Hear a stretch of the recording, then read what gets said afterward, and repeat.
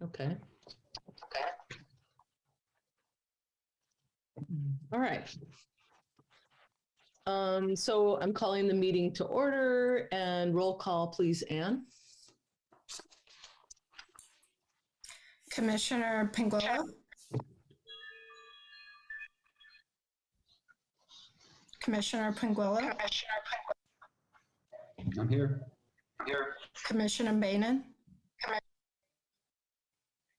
Here. Commissioner Lindsay? Here. And Chair Zapata? Here. We'll see if Commissioner Rai will join us in a few minutes. Okay.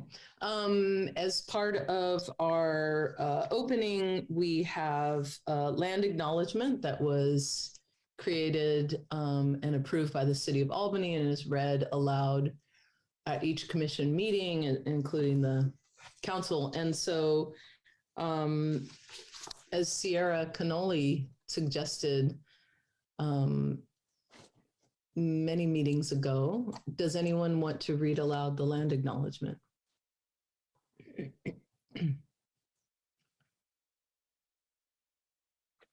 I can read it aloud. Thank you, Will. The City of Albany recognizes that we occupy the land originally protected by the Confederate States of Lejeune. We acknowledge the genocide that took place on these lands and must make strides to repay the moral debt that is owed to the indigenous people. And that's all I can see of it. I'll finish it, I guess. And must make strides to repay the moral debt that's owed to this indigenous people, specifically the Ohlone tribe. We thank them for their contributions, which have transformed our community and will continue to bring forth growth and unity. The City of Albany commits to sustaining ongoing relationships with the tribe and together build a better future for all that now make this their home. Thank you, Will and Jim. So I wanted to share my screen and here we go. And have us take a look at the agreements that were created in September 2021. We took time in the meeting to think about how to work together, and we came up with these. So I'm hoping that, let's see here. I'm going to read them aloud, and then if anyone would like to make a comment, feel free. So meeting agreements, work to keep your comments to no more than 2 minutes. Time is of the essence. Share time, leave space for those who have not commented to do so. Use the raise hand function and lower once you've had a turn. This helps with clarity. Keep our agenda manageable. We had talked about ideally maintaining 2 items to address. And then the last one, respect for one another, maintain collegiality and effectiveness.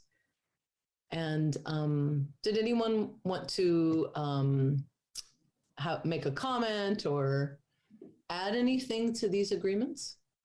I see your hand, Jeremiah. Yeah, so it'd be nice possibly to add this to the agenda because it's not on our agenda. I mean, I know it's good and everything, but it would be nice if this was somewhere on the agenda because it's kind of like you're just throwing it in there kind of informally. So it'd be nice if this was actually something, you know, a resolution or something that could actually be part of it. Thank you. Any other comments? Okay. All right, so we're going to move on to item 2, which is approval of the minutes. Any amendments or a motion to approve?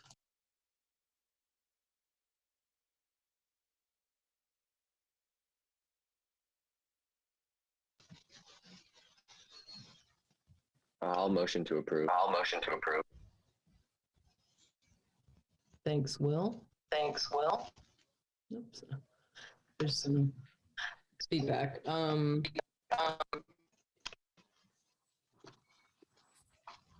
Jim. Second motion. Okay. Unless there are comments, we'll go to a roll call vote. Okay, Anne? Did I have Commissioner Lindsay seconding? Correct. Okay. Commissioner Bainan, Yes. Commissioner Garrett Pinguello, Abstain. Commissioner Lindsay, Yes. Commissioner Rai, Here. Sorry, it took me a while to get on. I'm still trying to figure out this mobile thing. Out of town again. Okay, do you approve of the minutes? Yes, I do. And Chair Zapata? Yes, The motion carries. thank you. So item 3 is public comment. If people would like to address the commission on items that are not on the agenda, each speaker has 3 minutes. And the Brown Act limits our ability to take up or discuss these items or discuss items that are not on the agenda. Therefore, these items are usually referred to staff for comment or to a future agenda item. So please raise your hand if you have, I see one hand. If you can move them into for their 3 minutes.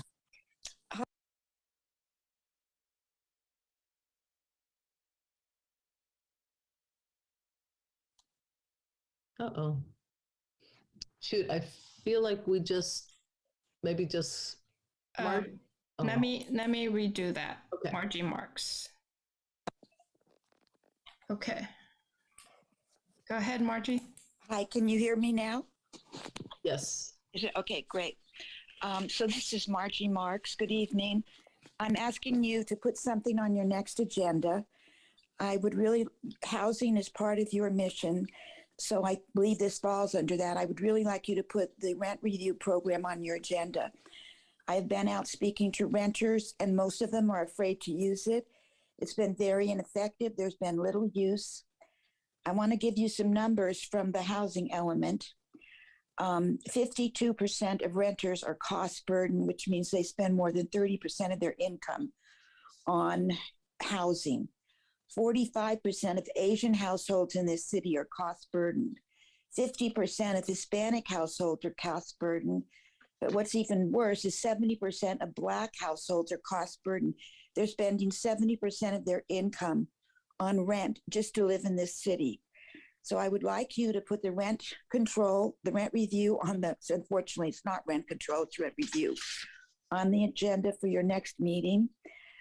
I'd like you to, we could have some renters call in and talk to you about what their experiences are, how they feel. The city of Oakland, I listened to the meeting last week. They voted to cap rents at 3%. The vote was 6 yes, 1 abstain, and 1 no. So they got a very strong vote on strict rent control of no more than 3%. Now in Albany, if it's more than 5%, a renter can appeal, but the landlord doesn't really have to do anything. And what kind of put a little knife through my heart was listening to the city council meeting last night, and they were talking about passing on some costs to homeowners.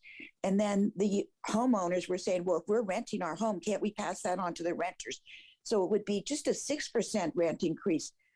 I mean, that sends a dagger through the heart of a lot of renters to take a 6% rent increase. But the city council was talking about it like it was nothing. And so I would really like you to talk to some renters, hear what they have to say, and maybe you can make a recommendation to the city council after you hear them. And I feel like this is really urgent. The moratorium for the state ends on June 30th. Alameda County eviction moratorium ends 60 days after the county votes to end the health mandate. So I'm telling you, I see Alameda County still has the indoor mask, which makes me happy because that means we still have the health mandate. And it's protecting renters in this county, but not for much longer. So I'd ask you to act on this. Thank you. Thank you so much. Jeremiah?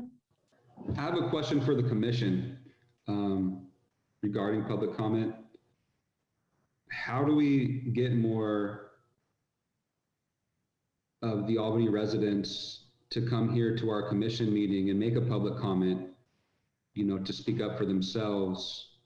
How do we get more public involvement to get all these people to come here and say this so we can talk with them? Or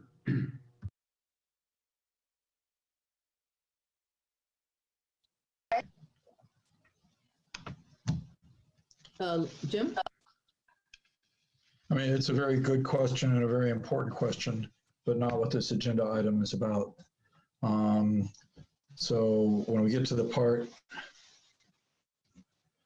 I mean, I guess that would really need to, you could do something under announcements possibly. You could do something under future agenda items. I think you raise a really good issue. It just, right now we're in the public comment period, not discussing how to get more public comment.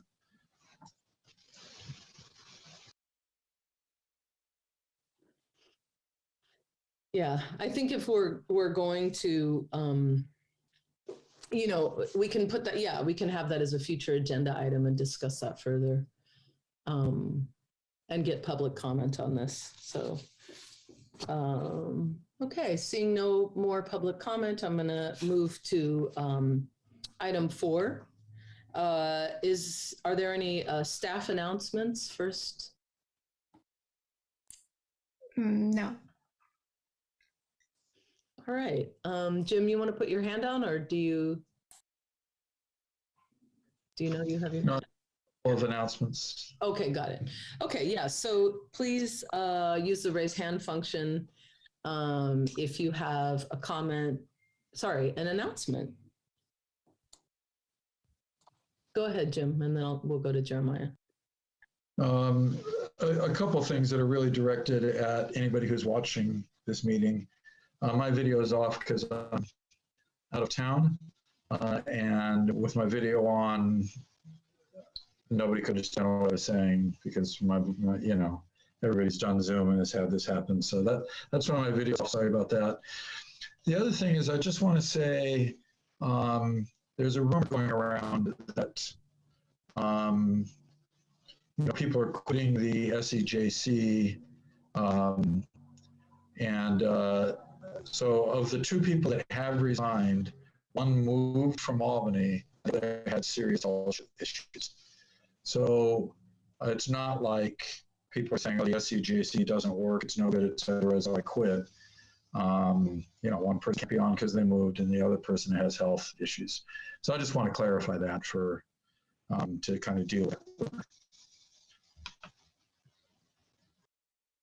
Jeremiah? yeah, good evening, everybody. Let's see here. Just want to let the public know there's a couple food banks available for Albany residents. Just bring your ID. So the Berkeley Food Network, let's see here. They're located at 1925 9th Street in Berkeley. It's basically on University and 9th Street. It's on the corner. Let's see here. Their hours are Monday, Tuesday, Wednesday from 10 a.m. to 2 p.m. and also Thursday. So Monday, Tuesday, Wednesday, Thursday, 10 to 2. And they are closed on Fridays, open on Saturday again from 10 to noon, and closed on Sunday. You can also go online, just type in Berkeley Food Network on Google, it'll pop right up. And also the other food bank, a little closer to home, is the Berkeley Food Pantry. And that is located at 1600 Sacramento. It's basically 1 block north from the North Berkeley BART station. And they are open Mondays, Wednesdays, and Fridays from 2 p.m. to 4 p.m. And that's a really good one because you get 4 bags of groceries and it's all whole foods, Trader Joe's, Sprouts, and Costco abundance. And the food is thoroughly looked through, so that way all the food is fresh, nothing expires tomorrow, nothing expires the next day, it's all a week or two out. So everything is safe for the community to eat. So yeah, go try it out. You know, I hear a lot of people not necessarily complaining, but a lot of people are voicing their opinions that food is really expensive right now, gas is really expensive. So if you've never been to a food bank before, they're both welcoming environments and it's really fun. So I suggest everybody at least give it a shot and go try it, and you just might like it. Okay. I wanted to make a couple announcements. First of all, I wanted to recognize that I think last time we addressed that, oh no, we didn't, because we didn't have quorum for the last meeting. So Sierra Cannoli is resigned from the commission, and the other one is Bart Grossman. And I just wanted to say a couple words about Bart, who has served for many years on the SEJC, as well as a variety of other commissions for the city of Albany. I wanted to express a deep gratitude to Bart for his leadership. He chaired the commission for a while, and just to wish Bart the best from all of us. So I hope, Bart, you're either listening or watching the meeting tonight, and that we all send you our best. Okay. So tonight we have some presentations, and the first presentation, or actually the one presentation, is by the Berkeley Food and Housing Project. And so we're going to go into the presentation. Jeremiah, your hand is still up if you want to put it down.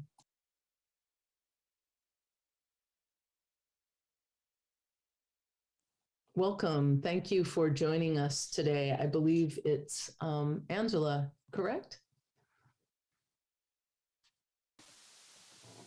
Hi, Angela. Correct. Welcome. It's so nice to have you here tonight. Thank you. Pleasure to be here. Do I have, oh, I can share my screen. So I'll share my screen with you all. Let me just get this set up. 1 moment.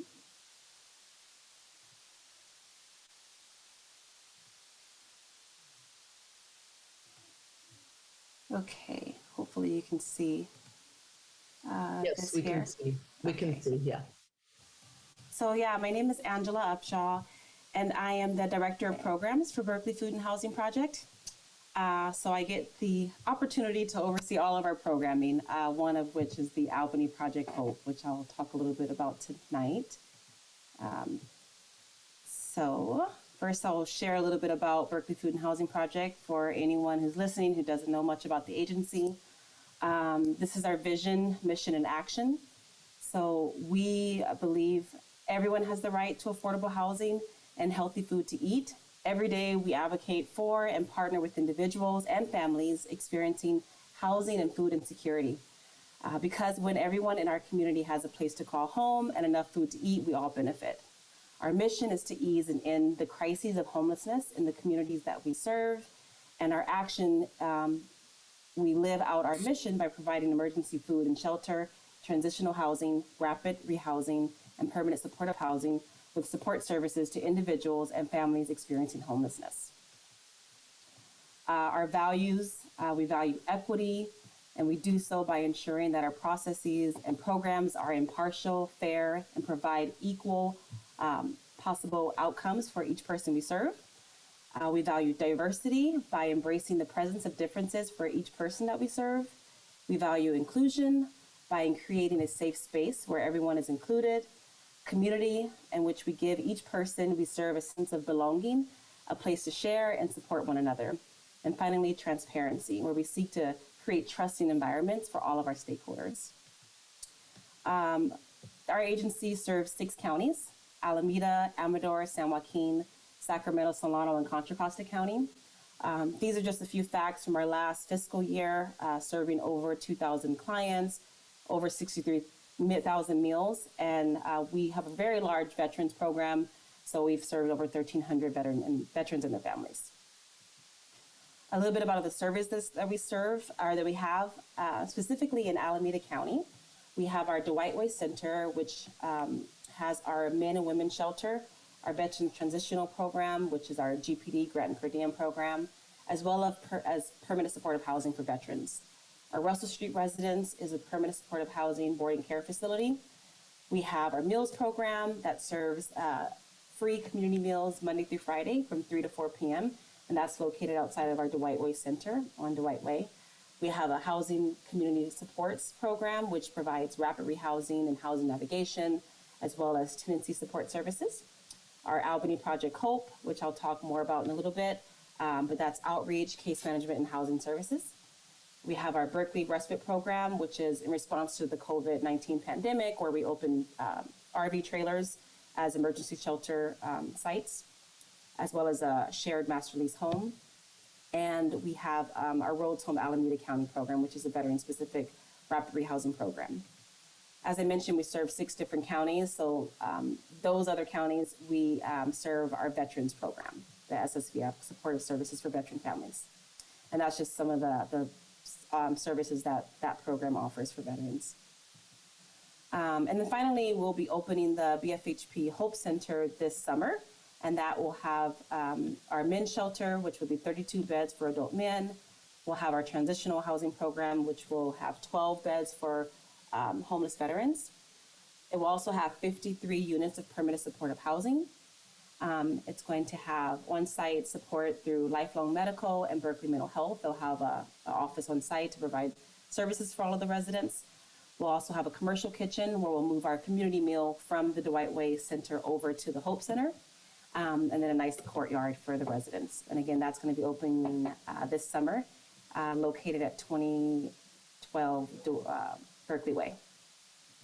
All right, so Albany Project Hope. This is a little flow chart so you can get an overview of what the flow of the program. So we start off with referrals. Our referrals come from the Albany Cares team as well as the Albany Police Department. And immediately our team is dispatched to do outreach, conduct outreach to people who are experiencing homelessness at that site. There we engage them and try to get an intake done and any documentation that's needed for enrollment into our program. One of the big pieces of our program is the assessment. So we work with people to get them assessed through the coordinated entry system. And that is really important because that's the ticket or the gateway to get into permanent supportive housing through Alameda County. As part of that, we do a lot of case management, which includes helping the person to get all of the documents they need to be eligible for permanent supportive housing.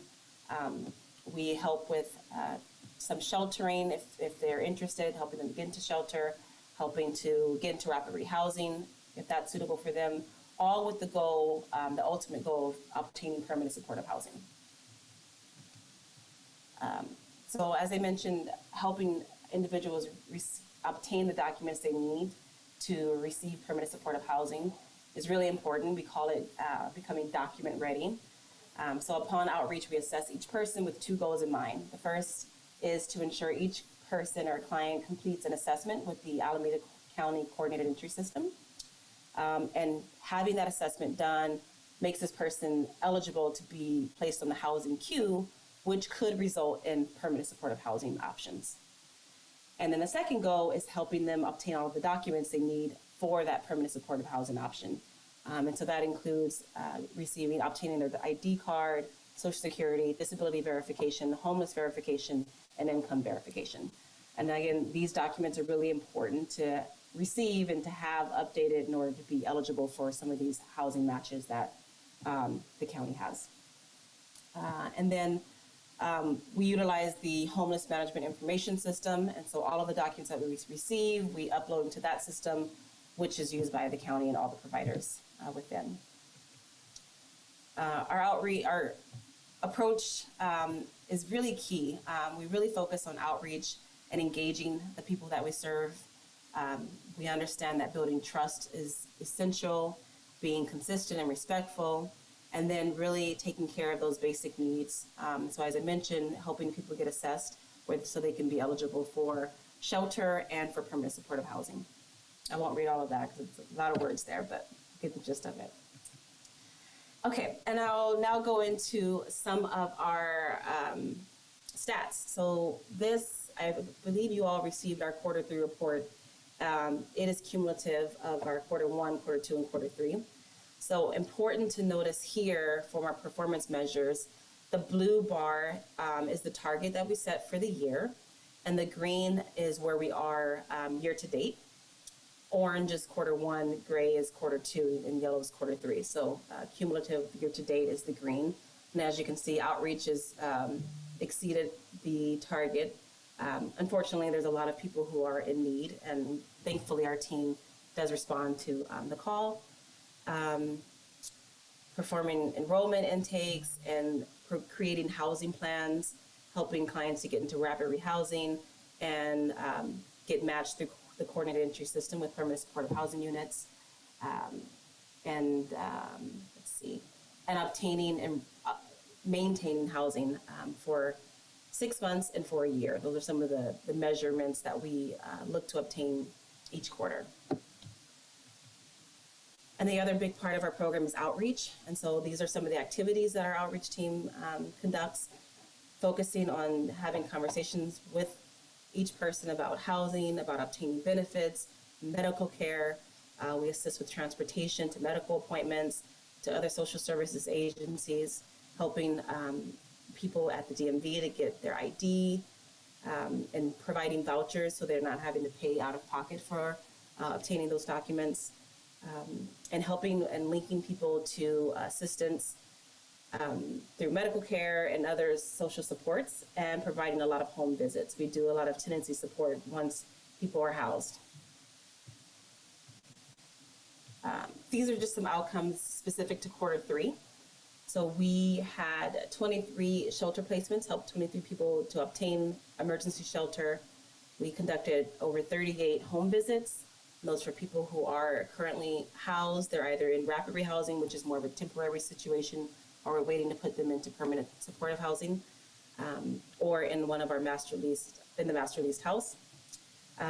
We've helped 24 people, conducted outreach to 24 people, helped 5 people obtain permanent supportive housing matches through the coordinated entry system, and have supported 9 people with being permanently housed for 6 months and 7 for over 12 months. So one thing is to get people housed, the other thing is to help them stay there and really have that sustainability piece. So that was we focus on that as well.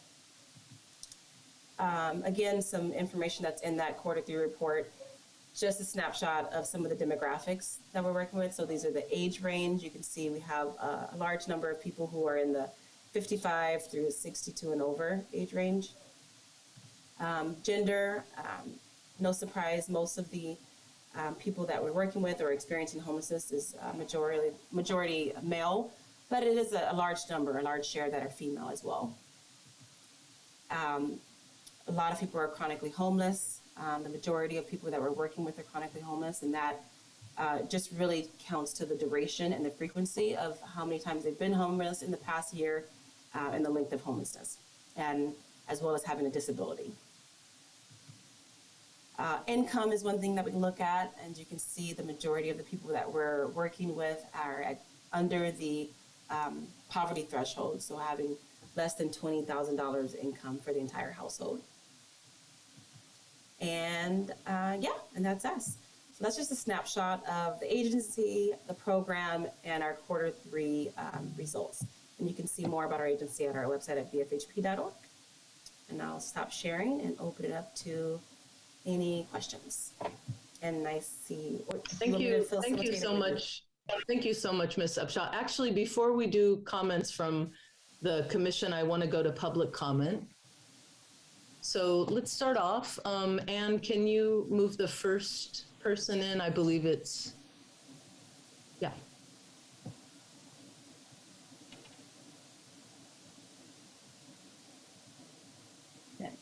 Go ahead, Rosemary. Thank you. Hi, Ms. Upshaw. I just have a quick question on the, my statistics background is failing me here. On the people who were permanent or were housed, the number of people 6 months and then the number of people a year, are those, is there a cohort there that went all the way through to a year, or can we look at those two separately in terms of numbers? So are you saying, are those unduplicated? Is that? Well, the people, it says how many people were housed for 6 months and then how many people were housed for a year. Are the people that were housed for, where it says 6 months, is that 6 months or less? No, that's at least 6 months. At least so we're, yeah, at least 6 months. Then when you look at the 12 months, does that include the people that were there for 6 months? No, that's unduplicated. That's unduplicated. Thank you. I appreciate that. Yeah, no problem. Thank you for your comment, Rosemary. Next speaker? Hi, can you hear me? Yes. Okay, great. Yes, Thank you very much for your presentation, and I appreciate the good work that Berkeley Food and Housing Project is doing. I just have a couple questions. One is, if you have trans or non-binary clients, what do you do with them when you put them in housing? For example, you said you had certain housing for males. When you say males, do you mean like, would a trans man be a male? Or if somebody doesn't, like, what do you do? What do you do with people either transgender or who are non-binary? That's question one. And then my question two is, do you help people and support them and encourage them to vote? So even if they are still living on the streets, I know that everyone, whether you have a permanent address or not, you're allowed to vote. And so I was wondering if there's any way to provide them with a permanent address so that they, or an address, a mailing address, so they can get their ballot in the mail, or how do you help them and support them in voting? And then my other question is just, I know there's not really an answer to it exactly, or a clear answer, but why aren't more people able to be housed? Is that just a lack of affordable housing, or could you just talk a little more about that? So those are my three questions. Thank you. Yes, I'll try to make sure I remember each of them. As far as the gender question, it's self-report. So we're just asking people and they self-report what gender it is. And that's the shelter that they can go in based on their self-reported gender. And I'm assuming you're meaning shelter. Housing, it doesn't matter what gender, but when you're talking about men's shelter versus women's shelter is what they identify as. Ms. Upshaw, I think her question included perhaps people who are non-binary. What would happen if they don't choose one of the two genders? Yeah, so all of the shelter placements are through the county's coordinated entry system. So we're not actually placing, we're helping the people call through the county's hotline and get assessed. So I wouldn't be able to speak to if they didn't choose or select one. There are some shelters that are mixed and don't require you to select, female or male. The shelter that we operate in Berkeley is specified by female or male. And again, that's going through the coordinated entry system. So they'll be assessed by the county's coordinated entry staff. So I wouldn't be able to speak to what they would do in that. Yeah, sorry. And then, I'm sorry, I forgot the second question, but I know you asked about housing availability or why more people are not able to get housed. You're absolutely right. There's just not enough affordable housing, deeply affordable housing for people. It's just too expensive, and the market and availability is not there. Also, we're building a lot of permanent supportive housing that's supposed to be affordable for people, but it's difficult really to get people in sometimes, really based on the documents that are needed, being able to track people down. It's easier if someone's in a shelter or in a rapid rehousing location, so you would be able to work with them. Some of the people that their name would be called up on a permanent supportive housing match we no longer have contact with. So they either moved out of the area or they're just not able to be reached for whatever reason. that's why our program is really important, because we're able to keep, I don't want to say tabs, but to keep contact with people. So that way, when those matches do come up, we're able to help them go through the full process. So, having agencies and programs that can really help walk with people through the process is really important. Yeah. And I'm sorry about the second question. Did you remember, Chair, what our second question was? I think that was it. I think it was Voting. Voting. That's right. Voting. Oh, great question of voting. We have not taken on the voting piece. We do help people get their IDs. And if there's anyone staying in our shelters or any of our programs, they can use our address. But no, we haven't explicitly, encouraged people to vote. Just made it easier by providing address and IDs. Thank you. I think there is one more public comment.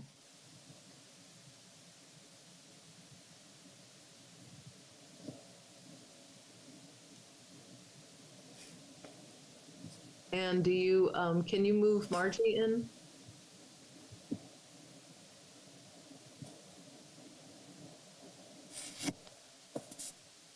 Hi, this is Margie Marks again.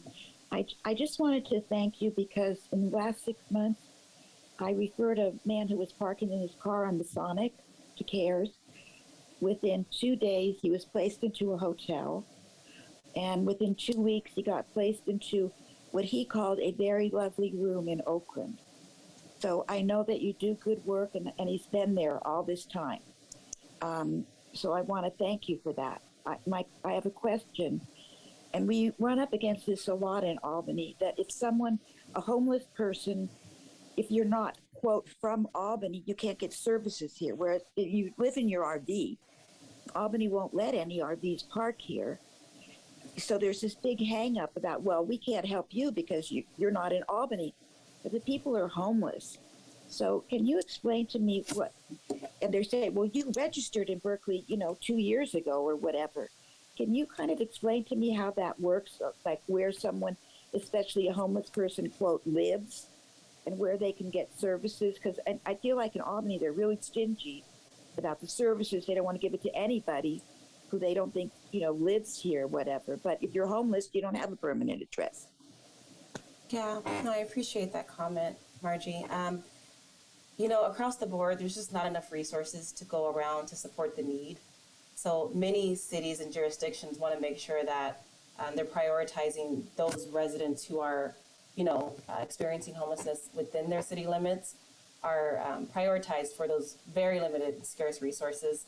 For our program, we receive all of our referrals through the Albany CARES team, as well as the Albany Police Department. So we're really focusing on just the referrals that they're sending to us from people who are experiencing homelessness within the city limits. And I'm sure the Albany CARES team can probably share any additional information on how they're doing the referrals and how they're providing those resources. Thank you, Ms. Upshaw. I know that we have Albany CARES scheduled. I can't remember exactly what month it is, but perhaps Margie, all of us can keep those questions alive for Albany CARES as well. Margie, thank you. Or did you want to, yeah. Were you done, Margie? I think so. Well, she's gone. Let's see. Okay, so let's open it up to questions and comments from the commission. Jeremiah and then Jim. All right, I got a lot of questions. We'll start with, who is the Albany representative for Albany Project Hope? That would be me. I'm overseeing the program, so you can count me as your representative. Okay, so have you been to Albany? I mean, do you come to Albany every day? Or, I mean, what is your ability to be in touch with Albany residents or Albany homeless individuals? My team is there every day. So we have a housing navigator who is kind of like we say our boots on the ground, and that person is in Albany every day. What is that person's name? I don't think it's really appropriate to provide that on this type of forum, but if you want to reach out separately, we can have a conversation. So you can't tell us who's an employee. You can't tell me who the housing navigator is. I mean, we talk about transparency as one of your 4. Yeah, transparency as far as in the services that we provide, and what we're doing, to support the community, not necessarily with staffing. Yeah. I see how meeting's going to go. Okay, so Jeremiah, wait a minute. Housing navigator. Jeremiah. And then, yeah. I assume that this is your questions are respectful. Yep. Yeah. Okay. So comments like "I know how this is going to go" does not speak respect to me, and I would appreciate you to keep your comments respectful. Sorry, that was an inappropriate reaction. I will try to control my reactions and respond accordingly. Thank you. Okay, so how many are on the Albany team? It's a 2-person team. 2 people. Okay. Okay, so I'm just trying to get a sense of where you come in on this. I mean, have you been to Albany? Do you know kind of what's going on in Albany? Or Jeremiah, that is not. I feel like this is not an appropriate question. You've asked that once already. I said okay. You could stop now. I said okay. So, what sort of buildings, supportive housing, are you going to build? Are you going to build some sort of supportive housing in Albany? Are you thinking about building, an apartment building or some sort of residence in Albany city limits, or? Well, building a permanent supportive housing building takes a lot of resources and partnerships. We'd definitely be open to a project like that in the city of Albany, but I can't speak to if that's going to happen or when that's going to happen. That would be a conversation with the leadership of Albany, but we'd be open to that if the opportunity arises. Okay, I'm just wondering why some of the leadership from Albany, the Albany people just aren't here, but so you mentioned, I don't know, on your graph, one of your graphs, not your pie charts, but I raised my hand, that way I can ask questions during your presentation. I don't know if you want to pop up that graph regarding I noticed that you had 2 things that were 0, and that was employee getting these people jobs. That was a 0. And also getting people to showers was a 0. And I'm wondering why housing people and not trying to get them jobs, I'm wondering why that's a 0, because I feel that these people should be linked up with jobs. And also why was it a 0 for bringing people to take showers? Well, the showers that we had, they were closed during the pandemic. So unfortunately, we were not able to provide those referrals anymore. When we first started this contract, it was prior to the pandemic. So we weren't knowing that we wouldn't be able to do that resource anymore. As far as employment, we have had those conversations. So on the graph that said the outreach activities, there were a substantial number of people who we spoke to about employment. Often, I would say a lot of the people that we're working with are disabled and not able to be employed. So you're not going to see, a high rate of people finding employment. However, we do provide those services and help link them to employment resources if they're interested. Yeah, that would be great. I'm sure there's probably a lot of equal opportunity employers. I noticed that. I'm going to ask you, to find a couple more questions, because Member Lindsay and Member Rye also have questions, and we have an agreement about 2 minutes. So if you can find just a couple more. Okay. So you do a lot of police referrals, and that's kind of your go-to. I'm just wondering why the police are so involved, in doing all this outreach. And I was kind of concerned about the Albany outreach, because police are intimidating, and a lot of homeless people don't feel comfortable talking to police. And, some of these these policemen might see the same homeless person over and over and not really offer them resources a second time. So I was just saying that, police are intimidating to homeless people, and they might just be scared, and who knows really how that conversation goes down, and what, services are offered. So I just want to point that out, that maybe you can have some more outreach people that aren't police. Okay, one last question, I guess. I noticed on your minutes that you put in the agenda, I don't know what you want to call it, but it was your report. It's like a 5 or 6 page thing. I noticed a lot of it. That was the report, and it's on the public document as well. Yeah. So I read that, and I'm just concerned about HIPAA laws. You shared a lot of information about clients, about their mental state, their physical and mental disabilities. You shared a lot of personal information regarding clients. And I just don't really think that's right or fair. It's kind of odd reading your report, giving pretty much really detailed information about their mental status, about disabilities and medical things. And also I noticed you have a Latin pie chart. So, sorry. That's it. Okay. So we don't provide any identifying information. So there's no names of the people that we serve. So there's no way to identify who they are. We keep that confidential. That's very important to us. So everything that you're going to see is more generic and general. You won't be able to identify the person that we're talking about. And as far as the charts, those are pulled directly from HMIS, the Homeless Management Information System. And that's just the way that they produce their demographic reports. So it's one last question. Thank you, Jeremiah. One last question. What is the budget that Albany provides you every year?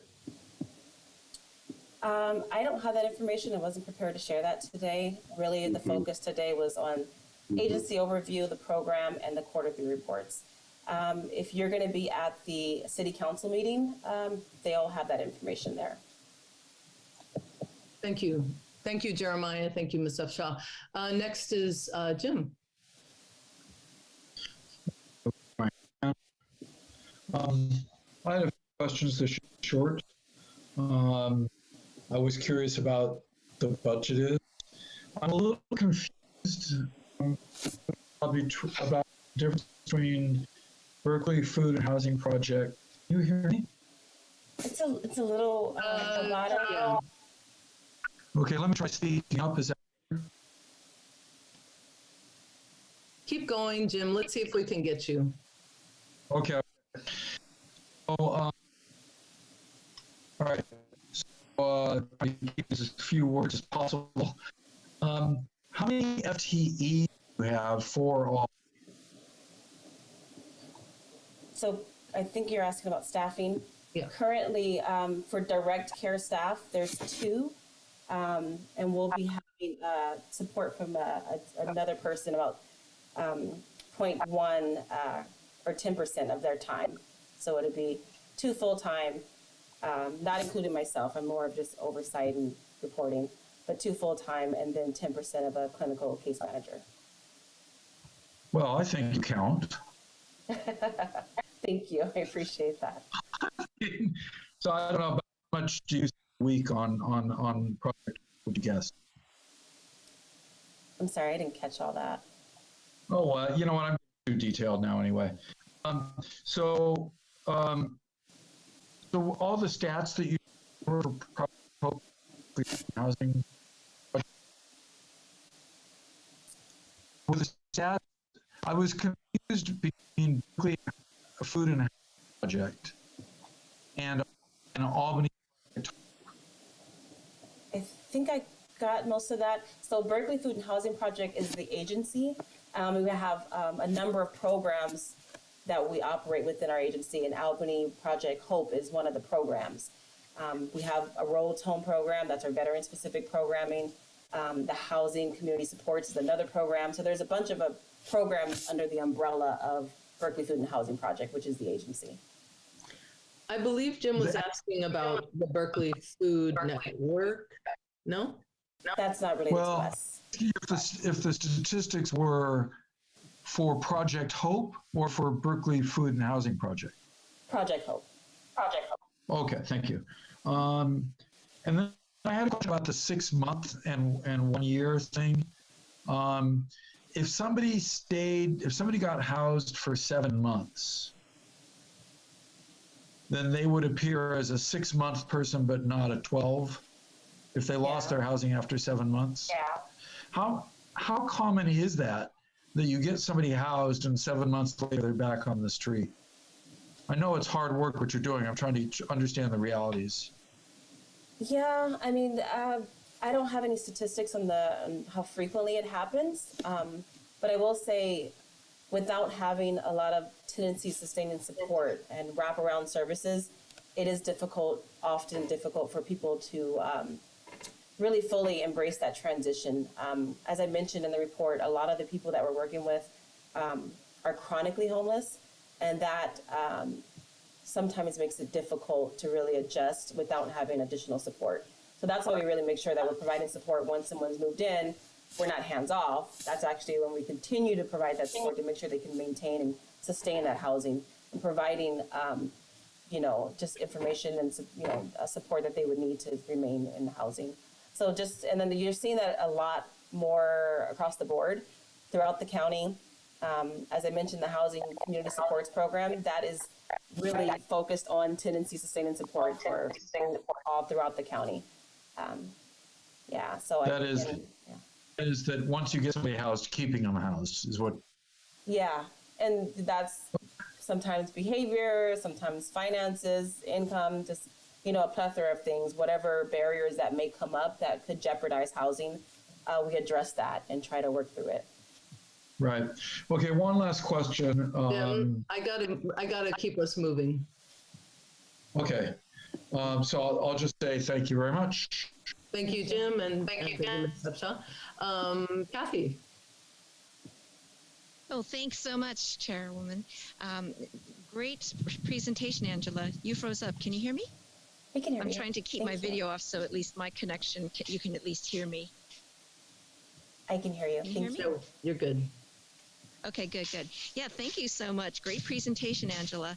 I'm actually coming from the point of view of the developer. I actually overheard that they're building something that's 12 stories on Solano, but no one was consulted. And apparently the council members got a lot of emails basically giving them hell. I'm actually on an investment group and a team that just acquired a 6.5 acre lot. So my question to you, Angela, is as the developers, I'm trying to get at LEED neighborhood development, which includes mixed income, mixed housing.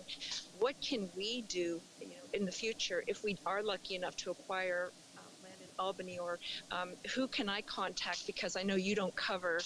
Do you cover that far south on Alameda County? I don't imagine you do. Because we want to try to coordinate with somebody like you to be able to provide rooms for people that you help. What would you advise somebody like us as developers to do? Because I believe real change comes from those who hold the purse strings, and we are actually doing the building and the offering.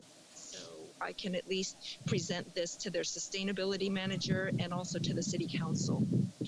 Yeah, no, I really appreciate that comment. And we do serve all over Alameda County. As I mentioned in the report, we serve 6 different counties. So it's definitely a regional agency, a regional approach. And I think the first step is let's have the conversation. So I can make sure you have my contact information. We work with a number of developers and are looking at some new projects in the future. So we can definitely have that conversation and see if there's something viable that we can do together. Yes, please do. And can you please make sure she gets my contact, please? Yes. Thank you. Okay. Jeremiah, you had another comment, and then I have a comment. And Will, if you have anything you'd like to say, your questions as well. Yeah, it was, what was the address of that place, Berkeley Way? It was 20 something? 2012, Berkeley Way. Okay. And then also, when you get these homeless people or unhoused individuals, do you connect them with food stamps and general assistance? Yes, if they're eligible. Okay. And is your contact information available for all commissioners? Yes, absolutely. And it's on our website too, so yes. So thanks, yeah, and if you could, thank you, yeah, I appreciate it, thanks. Great, thank you. Okay, I'm going to ask a couple questions, and then Will, you're free to as well. So you mentioned something earlier. You said deeply affordable housing, and I was just curious about that idea, if that was, or was just something that came out. And then I would love, I'm wondering if you could speak, and this is something we've been really trying to, as the commission, wrap our minds around or get more information on, is the availability of mental health services. So maybe you could just comment. I mean, I feel like I'm still learning. The commission has asked in the past, and really Bart Grossman, who isn't, still part of the commission, but has been really working on helping us get clarity on mental health services for residents of Albany. But in addition, the services that you all are working with. So those are my two questions, Ms. Bradshaw. But Upshaw, sorry. No worries, thank you. Yeah, no, it's a great question. When I say deeply affordable, I believe what the state or the federal say is affordable is like below 80% of the poverty line. That still can be out of reach, out of touch for a lot of people. As I mentioned in the presentation, a lot of folks that we're serving are making less than $20,000 for the entire year in their entire household. And so even having something that the state or feds are saying is affordable because it's cheaper than the market rate, is still not affordable for a lot of our people that we're serving. So when I say deeply, I'm just saying actually affordable for the population that we're working with. And sorry, your second question, do you mind? The question was just if you could give a bit of understanding about mental health services that you all work with. Yeah, so we do have a clinical case manager, which is a new position for us, which we're really excited. Understanding that our case managers that we typically have on staff don't always have that LCSW or licensure with that focus on clinical care. And so we've really started to move in that direction. We've always partnered really close with Berkeley Mental Health and other mental health programs and agencies, but really moving towards that more.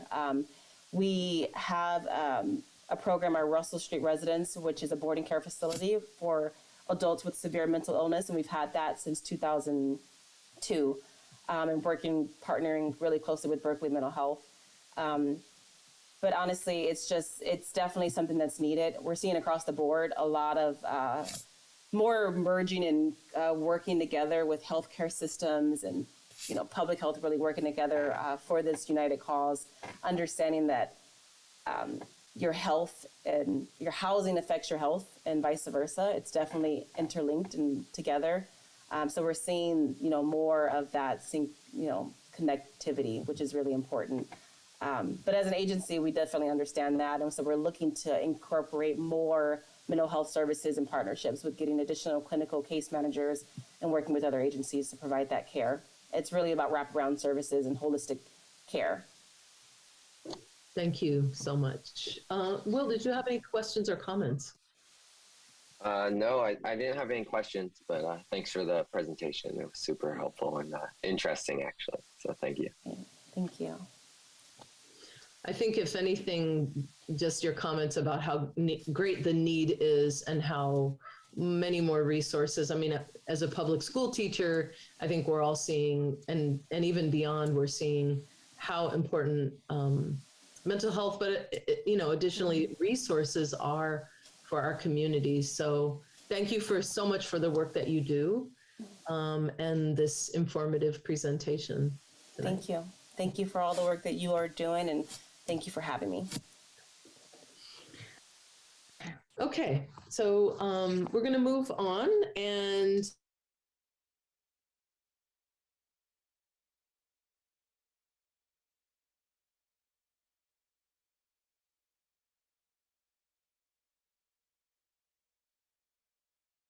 I'm sorry, that was my bad. I moved the wrong person down to attendee. Sorry about that.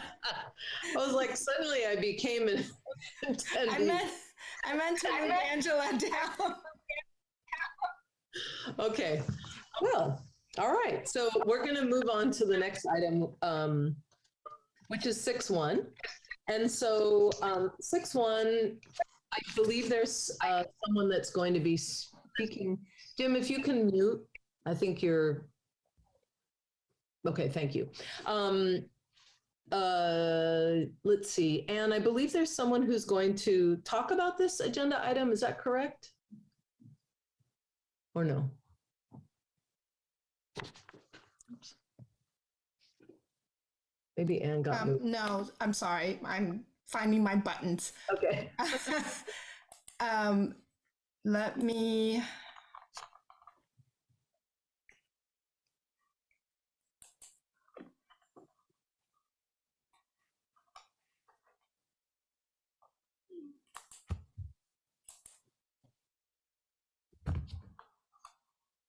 So basically, the council approved for an RFQ, request for qualification, on the Albany Racial Equity and Next Action.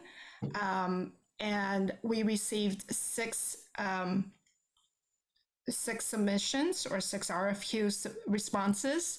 And the council has directed for SEJC to a subcommittee of SEJC to review the responses and make a recommendation to forward to the council ad hoc committee, which will, then they will, forward, they will present to the city council.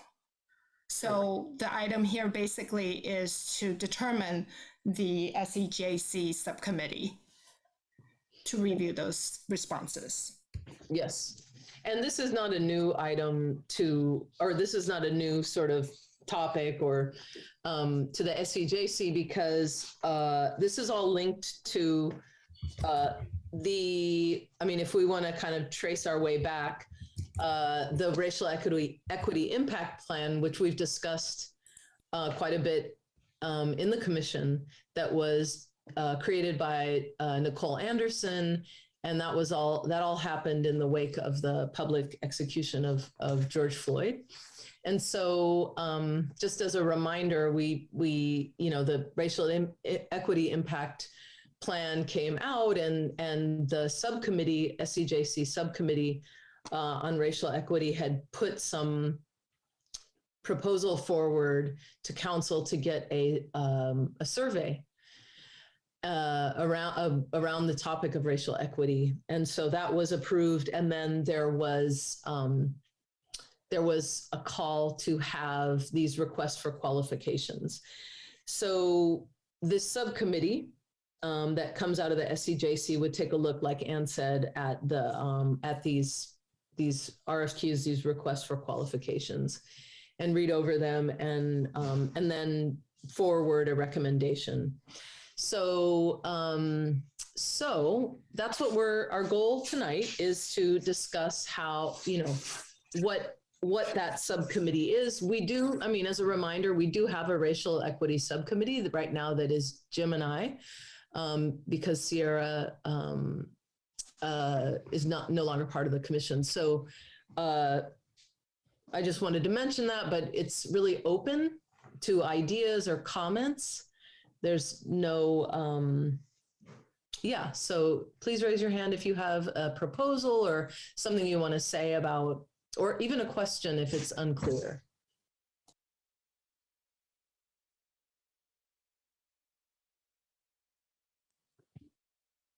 And I do want to provide time for public comment. So maybe we can hear a couple comments or questions from the commission, and then we'll go to public comment.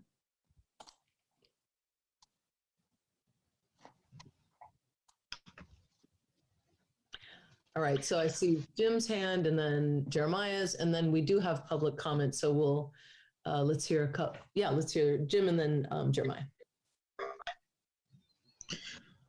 I mean, I just want this to get done and get it done right.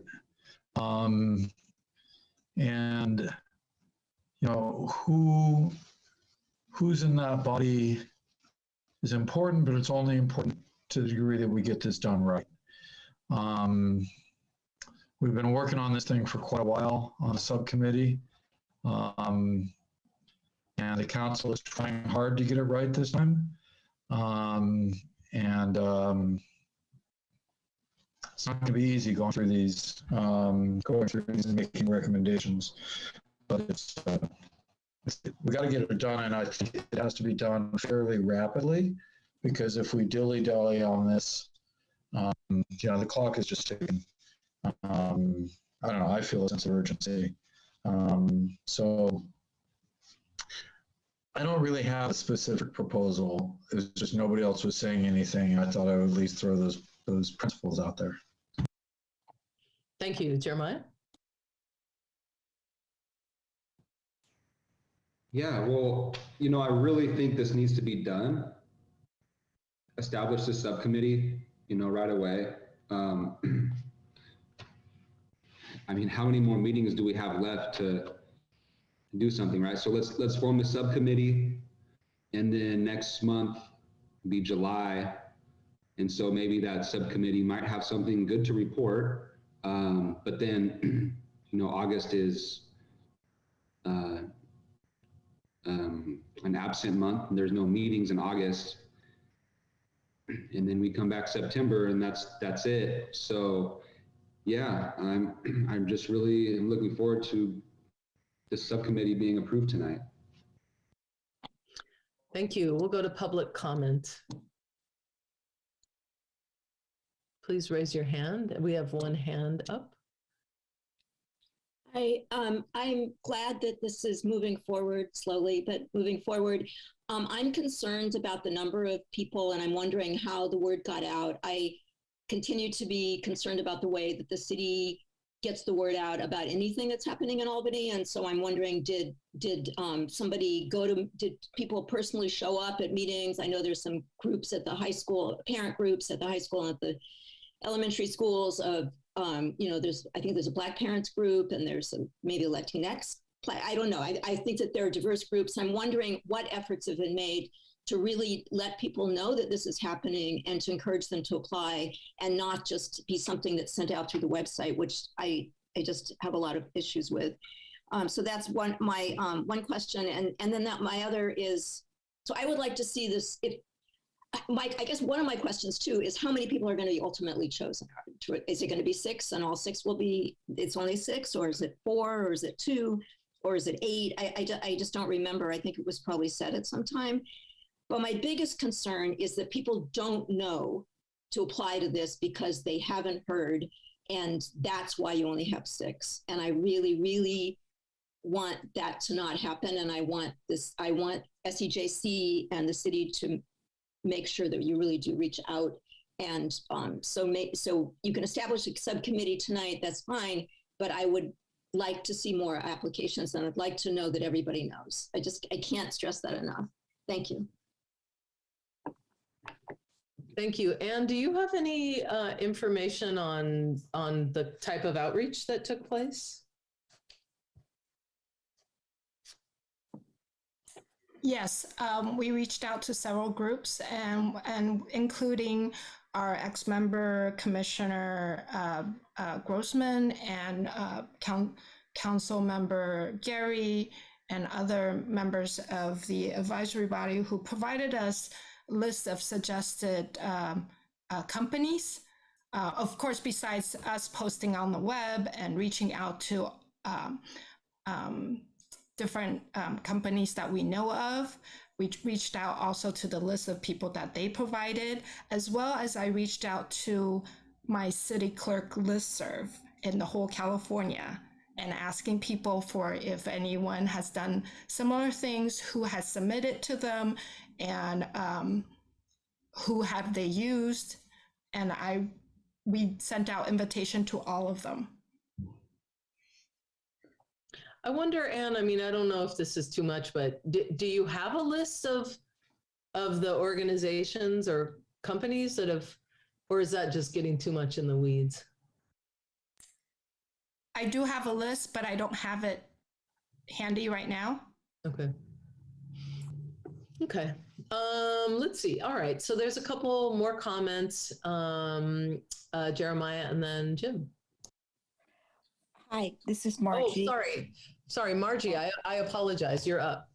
Oh, hi. Yeah. I just wanted to clarify that what you're talking about is the group that's going to be doing the racial equity survey. So this is, whatever. So the city council did choose someone, and the person presented at city council, and the council, there was a lot of public comment against the group that they chosen because they didn't have any Black employees until, after the council meeting, they went and hired some, but whatever. Anyway, I just wanted to clarify. So I think, the fastest way, since you and Jim are on the racial equity thing, just make yourselves a subcommittee and then go through the applications and see what they look like. That's the fastest way to get this done. Thanks. Thank you, Margie. That's correct about the council did float an organization, and there was quite a bit of public comment. The organization even came here to the SCJC, and I think it's really remarkable that council paused and we were able to kind of take a step back and do this right. Now, is it done completely right? I think Julie's comments are really important, and absolutely let's continue to question how the outreach is going. But given where we're at right now, that you are correct on those kind of pre-steps that have taken place. So Jeremiah, did you still have a comment, and then Jim? No. I'm sorry. I think I lowered someone's hand. Okay. Angela, did you want to speak, or was that? Is there any, are there any other public comments? I don't see any hands, but please feel free to raise your hand if you'd like to make a comment. Okay, I guess not. Maybe I clicked the wrong button. Okay, thanks, Anne. Let's see, Jim. Okay, I'll lower my hand. All right, I just wanted to say, I think maybe one person might not have understood quite the thing. That the 6 is not 6 people that we're talking about. It's 6 organizations who sent in RFPs. Just want to clarify that. And in my experience, that's a pretty good number. I was really scared we'd get 1 or 2. So the second thing is that if none of the 6 look like they will work, then I would imagine our committee would recommend to council that we got to go back. We got a shot at this. And so hopefully that won't happen. That would be the solution. That would be what we'd have to do if, in fact, the outreach did not do what it needed to do and we go back out again, then so be it. I do think that's one of the possibilities. Finally, I was going to suggest that whoever serves on this committee agrees to have a recommendation ready for the SCJC at the next meeting. So at the next meeting, we would make a proposal to the SCJC, and the SCJC, after modifying it or whatever, would send that on to council immediately. That would be what I would think. Otherwise, we could be December, if we don't have kind of a strict deadline on ourselves. So that's all I wanted to say. Thank you. Oh, I'm sorry. And I am certainly willing to serve with KZ on this subcommittee if asked. Thank you. as I wanted to, provide some comments as well and just say that, I mean, I think it's important that we recognize that we do not have any Black commissioners right now. This is actually really critical, and it's important that our commission be, that we have new members. I'm a little concerned that that council members that do not have representatives or folks from that are representing them on the commission. So that's one thing to note. We do have 2 spots open, and for some reason there are 2 people are not filling those spots. So I want to just first speak up and say that we need Black and brown people on this commission. It's critical. And I also want to say that that I appreciate the comments that I don't think we need to wait. I don't think we can wait. I think it is important that we move on this, but that also, hopefully we can have a robust, a process that does have, that goes to council and has people weigh in on it. So just a recognition that we need to include many more voices, specifically Black and brown people, on work like this. And that, and on the other hand, I do think we need to choose whoever to move this forward. So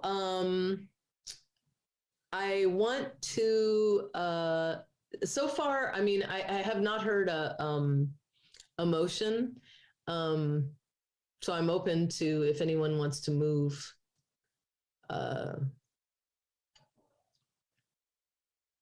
Jeremiah?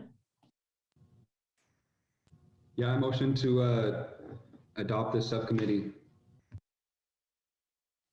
And who would be, in your motion, who's on the subcommittee? Whoever wants to be on it. I mean, I want to get some people interested to be on it, or anybody who wants to volunteer their time. Okay, who would like to be on the committee?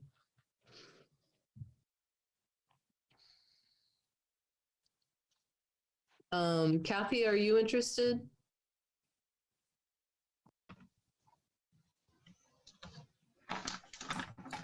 So we have an existing racial equity subcommittee. Are the existing subcommittee member interested to be the reviewing subcommittee? Jim said he would be willing to do it. I'm willing to do it. So okay. Jeremiah, is that part of your motion that it's, well, anyway, I'd like to make a friendly amendment that it be Jim and I. Okay. Jeremiah, do you accept the amendment? Of course, absolutely, yes. Okay. Is there a second? Yeah. So any comments, or is there a second? I guess I have a comment, which is, it is deeply, deeply concerning that we don't have a Black member on this commission. And should one get appointed soon, could we give authority in the motion to the chair to add that person on to this subcommittee?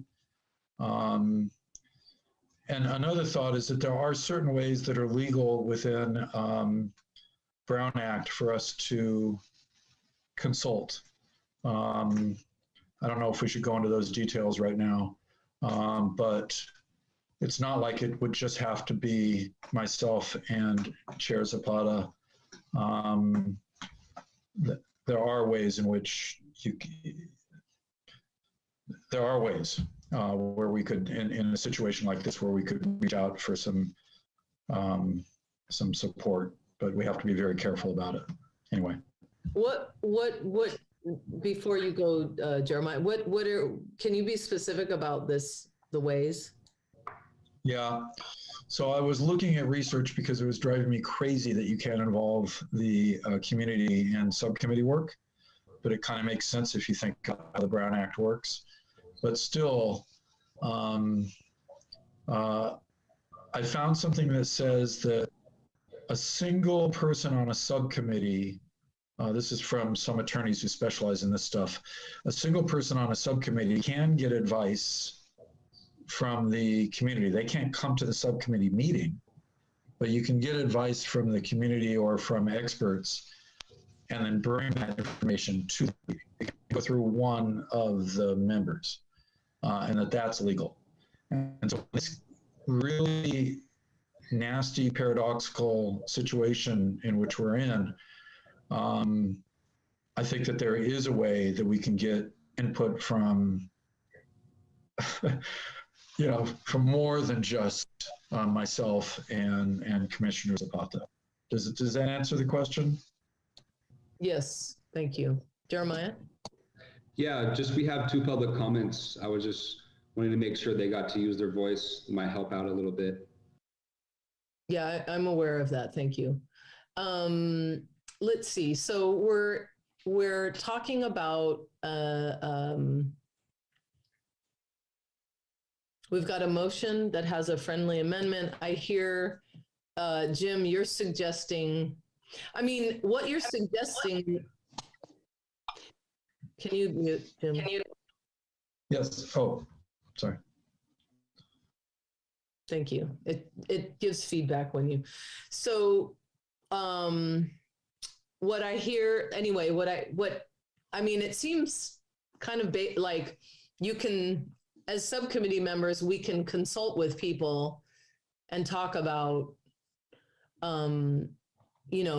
the list of folks and the like. That seems like it makes a lot of sense, and there's nothing that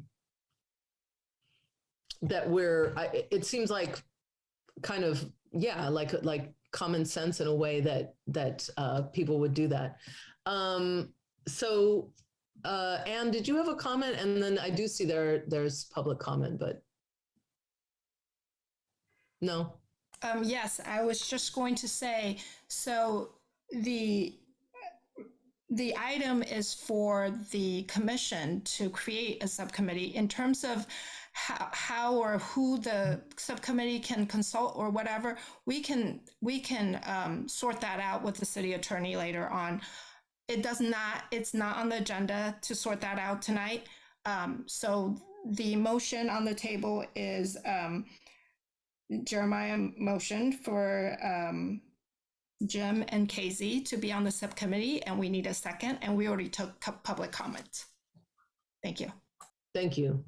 Let's see. So let's see here. We have, what was I just thinking? So we have we do not have a second, is that correct? We need a second. I don't think we do, but I can second that. Okay. All right, so Will seconded it. Can we have a roll call vote? I actually had a suggestion. Okay. For a possible amendment. For what? Wait, probably a friendly one. What? For a possible amendment, probably a friendly one, and you guys may tell me I'm just being stupid here, and I'm cool with that. But I'm thinking we could,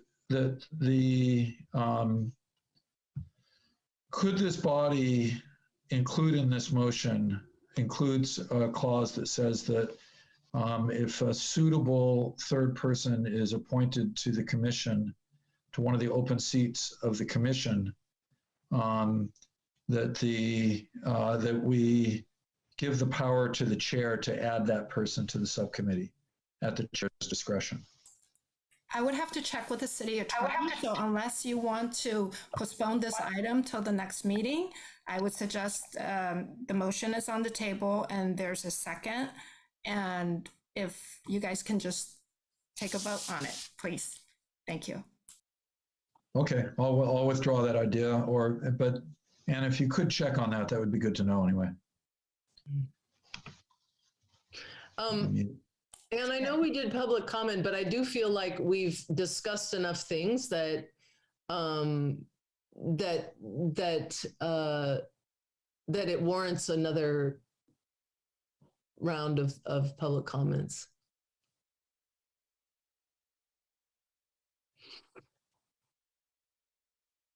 So I'm gonna ask that you move the first person in. Hello.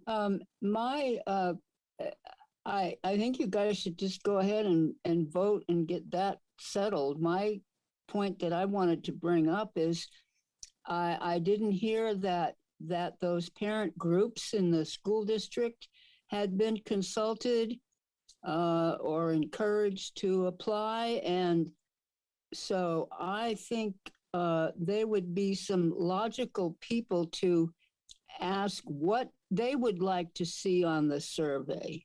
What questions do they want answered on a racial equity survey? So when your subcommittee is talking to people, that's one thing I wish you would find out, is just to get the people that know they're affected by what's happening, what they want to be surveyed. Thank you. Thank you. And I apologize for my misunderstanding. I thought this was the citizen committee. I got like one step all ahead of myself here. So I apologize for my earlier question. I just wanted a clarification from Anne. I know that to be able to have the meeting there's 7 people on SEJC. A quorum would be 4 people. And so last meeting was canceled because there were only 3 people. So does that apply to subcommittees? And because technically there are 7 people on the SEJC, so a subcommittee could actually be 3 people, even though there's only 5 people right now.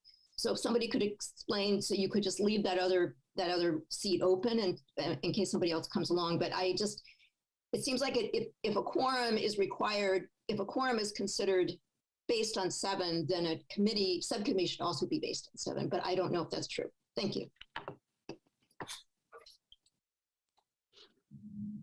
Anne, did you have a comment about that? Yes, so you can have a subcommittee of 3 members, but they should be appointed now unless you want to, like as I mentioned before, postpone to the next meeting, or until more members are appointed and determine your subcommittee group. Okay, thank you. Are there any other public comments? It doesn't look that way. Let's see, Jeremiah? Yeah, I'd like to make a friendly amendment. I'd like to volunteer to be on the subcommittee, so we have 3 people on there and we can start this process. And then if another commissioner comes along next month, I'll step down and they can join.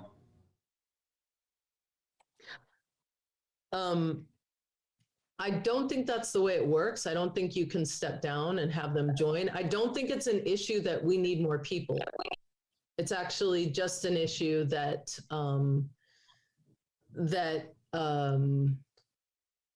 it's really just a question of the third anyway. Jim, did you want to clarify? Yeah, I mean, according to the letter of the Brown Act, we could have a 3-member subcommittee. But what's a little bizarre about this is that if we had a 3-member subcommittee and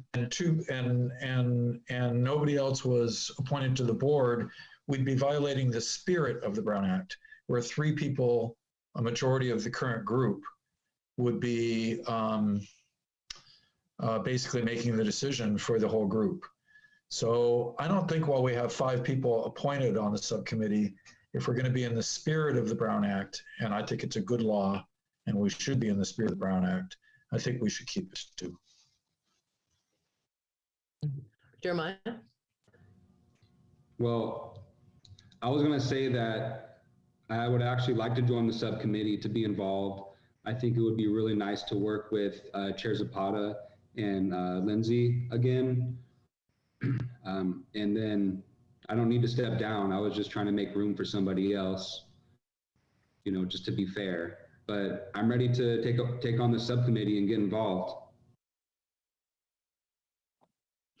Okay, so it sounds like the motion has is changed to 3 people. Any other comments or questions? Jim? There's no such thing as a friendly amendment in Robert's rules, but people do it all the time. The seconder would have to agree to the friendly amendment also. But actually, once discussion is started, then the motion belongs to the whole body. But if we're just going to go by what common practice is, then we at least would need the seconder to agree to a friendly amendment. Who is the seconder? It was Commissioner Bainan. You agree, Will? Yeah, I do agree.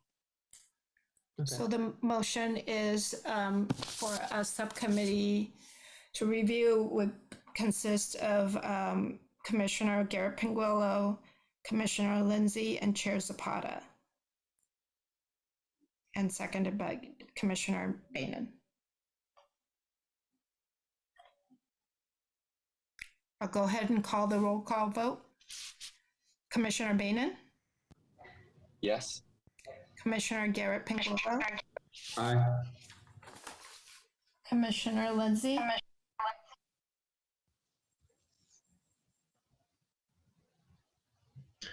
Yes. And Commissioner Rye?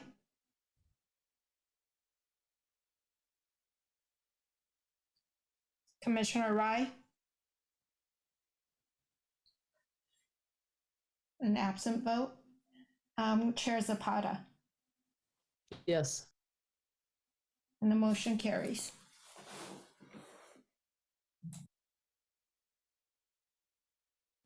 Okay. So we're going to go into subcommittee reports. We're going to start off with the Racial Equity Subcommittee. And then we'll go to mental health, housing, aging, disabled, homebound, and then youth.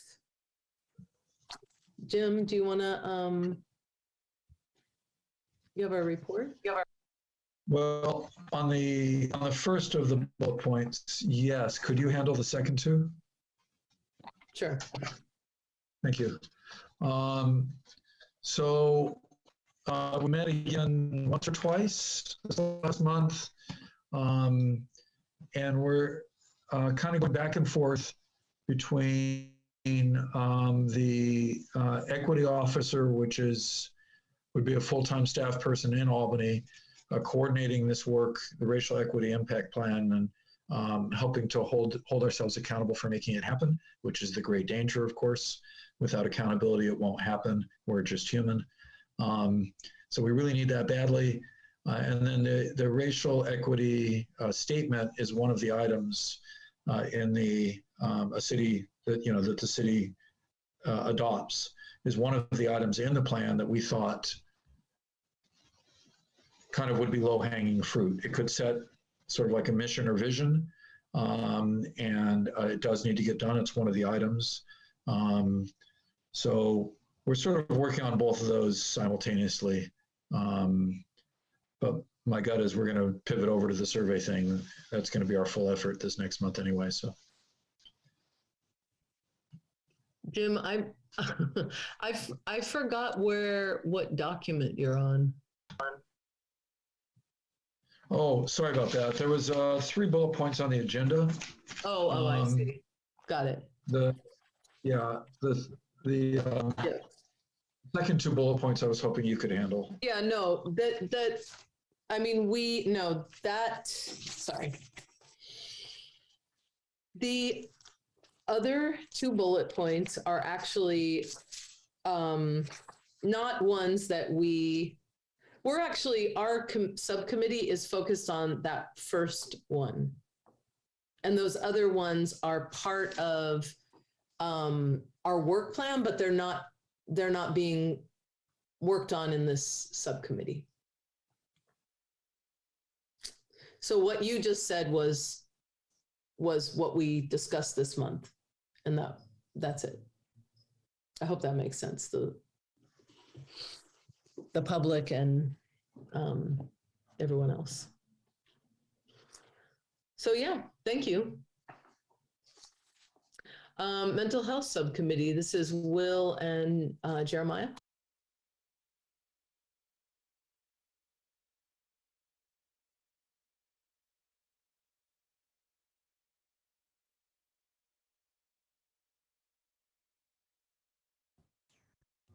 Yeah, so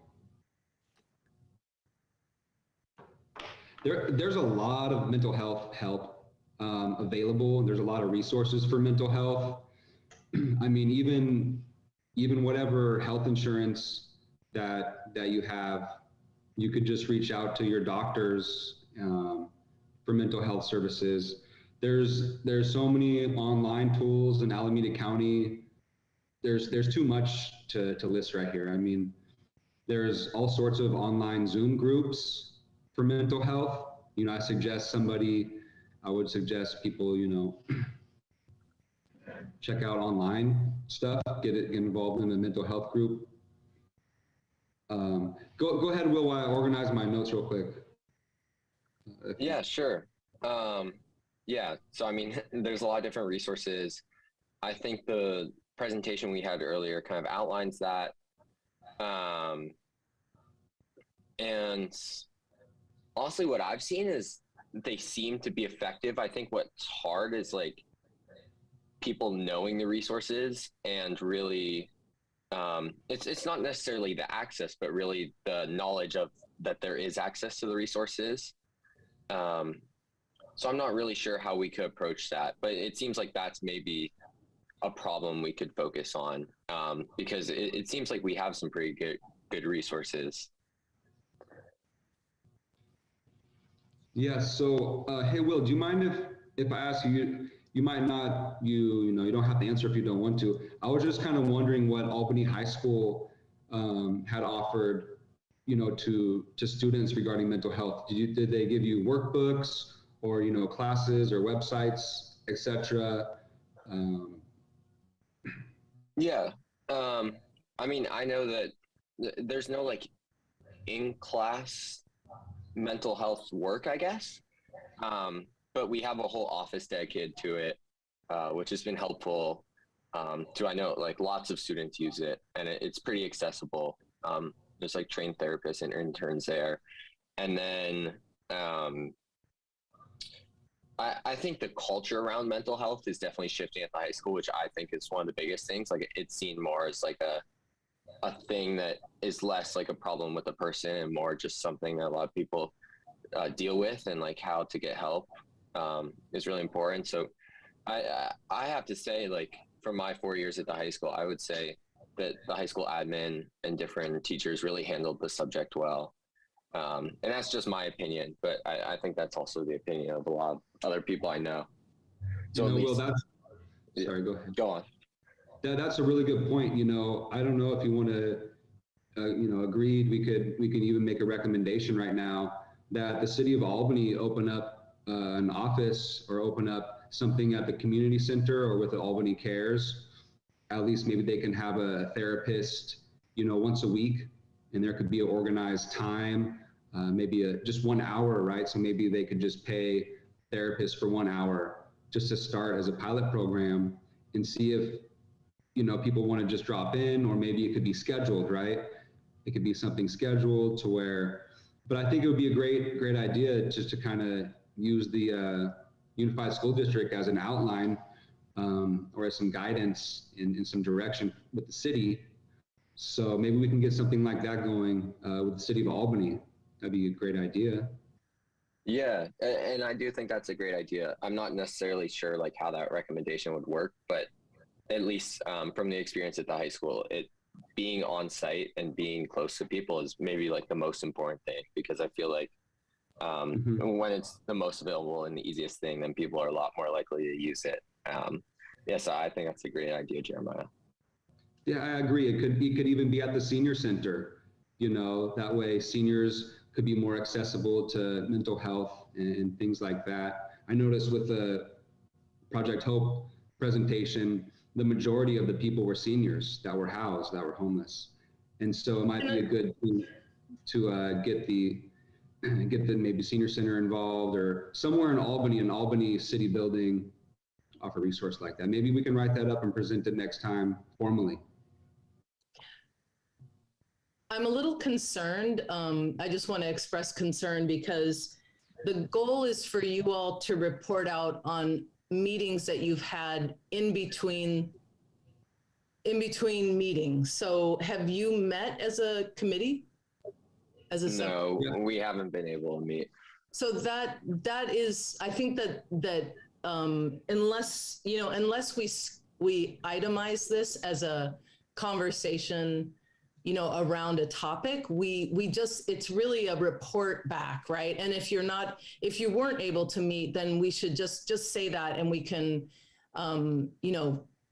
perhaps under future agenda items, if there's something you all want to bring up to agendize, but So we weren't able to meet, but we were able to email. So, I mean, it's a lot, balancing, my work schedule and also school, and I understand, but, at least we're able to email each other. So, we were at least able to do that. Yeah. So as long as it's a report, that's the goal of these items, is to have, if basically the idea that we kind of put together for these subcommittees were that in between meetings, the subcommittees are meeting, coming up with proposals, coming up with, bulleted sort of suggestions that could, obviously, eventually, ideally, land in council. But we want to avoid, we just want to get it as a report. No, that makes a lot of sense. And so I guess our report is that we found that there's fairly good resources in Albany. Access is maybe the main issue. And in order to increase access, having a therapist provided by the city at a local community center, senior center, library, etc., may be a possible recommendation that we'll look at next month. Great, thank you, Will. Jeremiah, did you have another comment? Yeah. And I did report. I reported that there's a lot of mental health tools on the internet, and there's a lot of Zoom groups available. So I did my report, and Will did his report from his sharing his experience with all, and we recommend that our report recommends that we establish a drop-in center with a therapist for mental health. So thank you. Thank you. Kathy?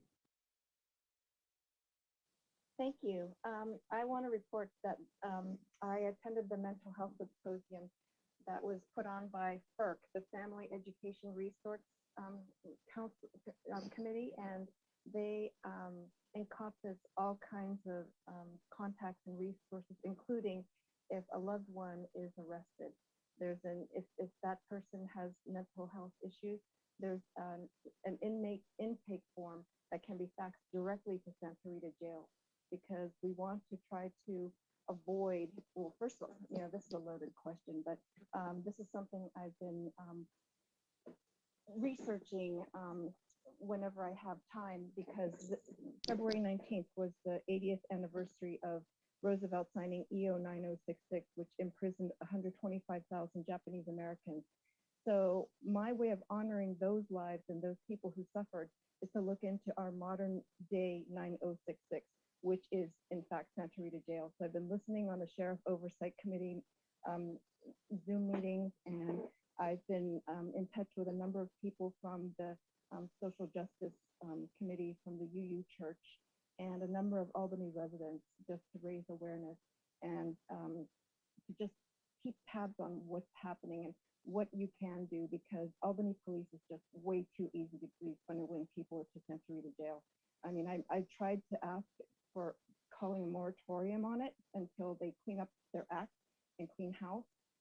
But, you know, it's not surprising. It's fallen on deaf ears because that's not within the city of Albany's jurisdiction to tell them to read a jail how to run their business. So just letting you know, that's what I'm keeping in touch with and keeping my hands on. Thank you. We're going to move to the housing subcommittee. That's the two of you as well. Okay, yeah, so so basically, I'm going to report that basically regarding housing, there's a lot of housing things going on in Albany. There's the Planning and Zoning Commission, and there's a lot to do with housing there. And we have the housing element, and there's a lot of different ways to get housing in Albany, right? There's rental assistance, there's tax write-offs, but I mean, I'm just going to focus on Albany Cares, basically that, you know, housing should be combined with job placement.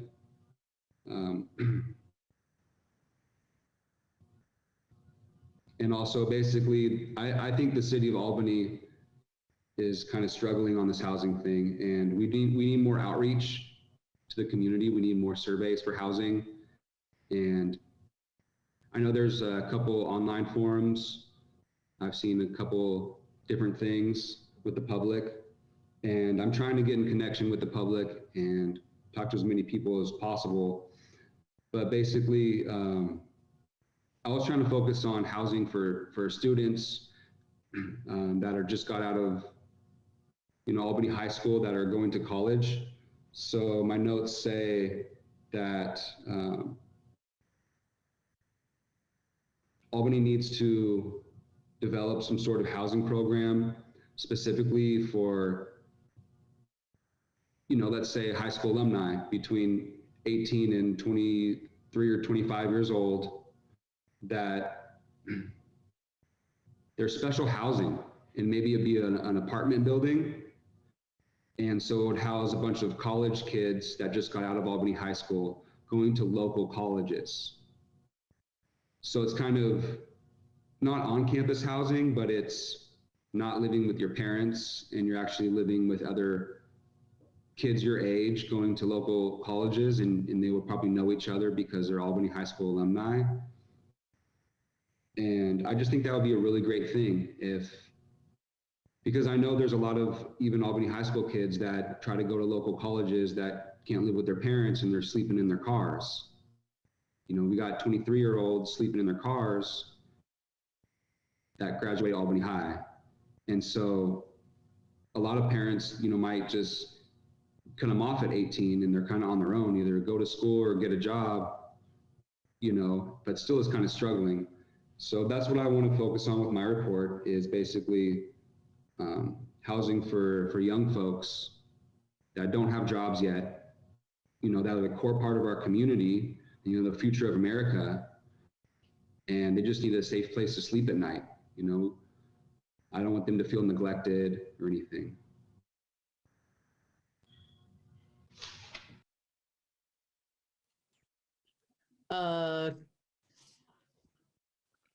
Yeah. I guess for my side, no, I totally agree with all of Garrett Pinguelo's points. And one of the ideas we did think about was that kind of college transition house, because that's a very important time in many people's lives, and a time that really the city of Albany has no services for as of now. And then I guess that was all I really have for my report. There was one thing I forgot to add to that at the bottom of my notes. It was going to be a sober living house. And so that way, you know, the college students are around a sober environment, because college can be pretty tempting to drink alcohol or use drugs. And I just think that this transitional housing for college students would be great if it was, also kind of a sober living environment, and there were, possibly a therapist there, some counselors. That was the last thing I was going to add. Kathy? Yeah, just from a social economic justice developer point of view, I think that's a great idea, guys. Maybe that's something we can someday produce as a report or suggestion to the City of Albany Council. And I'm thinking to build on top of that, because the City of Seattle successfully mixed young adult housing with the senior center, with a childcare center. And by mixing all those different ages, it helps everyone.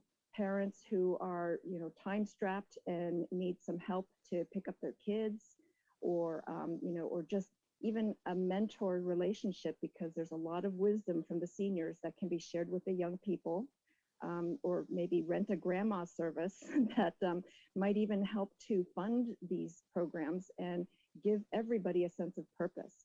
Because instead of focusing on what's wrong, we're focusing on what's strong, because everybody has a gift, everybody has a contribution. And that was a really beautiful way to incorporate all those different people from all those different ages, different life stages, and they help each other.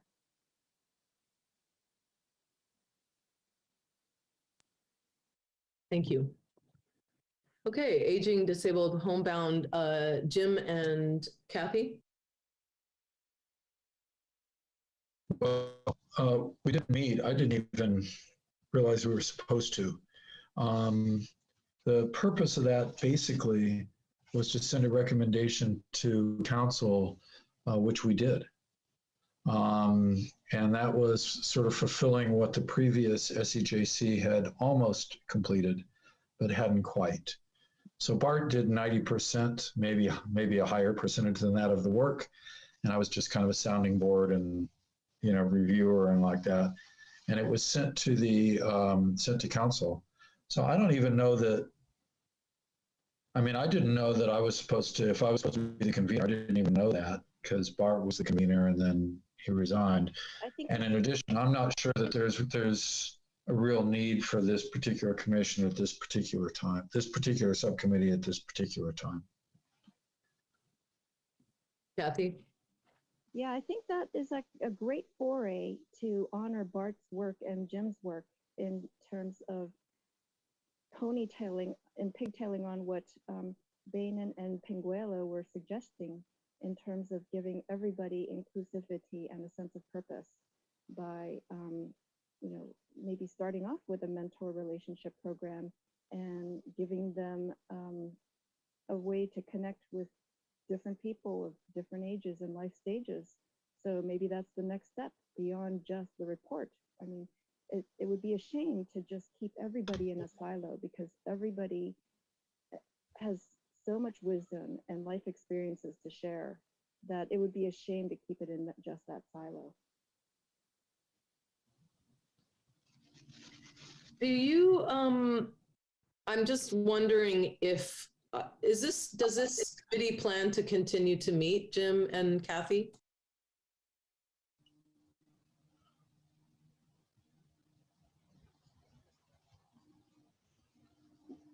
As I said, I thought it achieved its aim. If the recommendation is accepted by the council, we'll be joining a national movement. I forget what the heck it's called.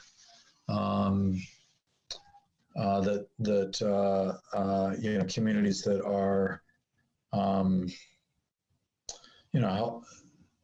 helping people age with respect and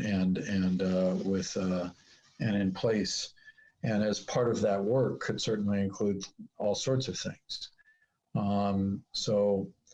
But if Commissioner Rye wants to convene the group, I'll stay on it unless somebody else is interested in joining it and working on additional aging, disabled, homebound issues.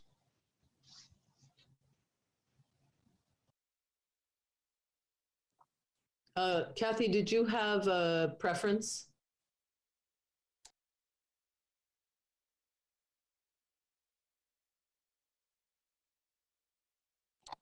Hello? Jeremiah?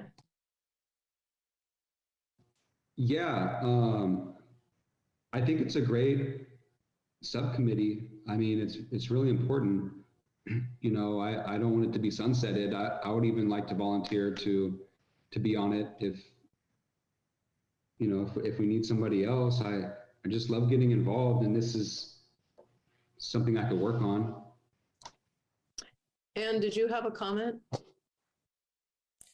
Yes, if you guys all like, we can add that as an agenda item for the next time to discuss whether to dissolve this subcommittee or to continue the subcommittee.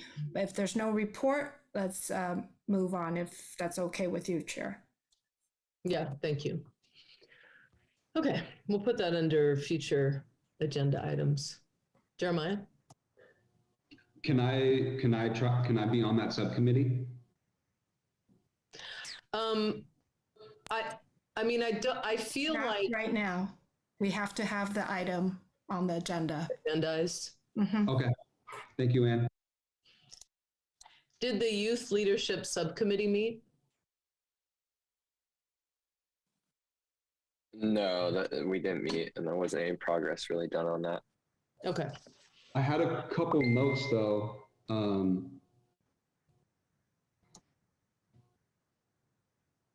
I had a couple notes. This is not a subcommittee report though, Jeremiah. That's what this is supposed to be. So if your subcommittee didn't meet, then we need to move on. Okay, well, we were able to send emails.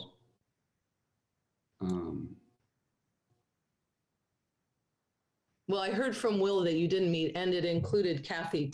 Kathy, did you meet with the group?